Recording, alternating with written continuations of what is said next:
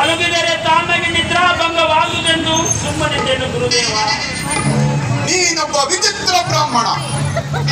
ಆಯುಧದ ಶಬ್ದವನ್ನು ಕ್ರೂರ ಪ್ರಾಣಿಗಳು ಗರ್ಜನೆಯನ್ನು ಕೇಳಿದ ತಕ್ಷಣ ಬ್ರಾಹ್ಮಣರು ಓಡಿ ಹೋಗುವರು. ಸ್ವಲ್ಪ ನೋವಾದರೂ ತತ್ತರಿಸುವರು. ಇರಲಾರದು ಇರಲಾರದು.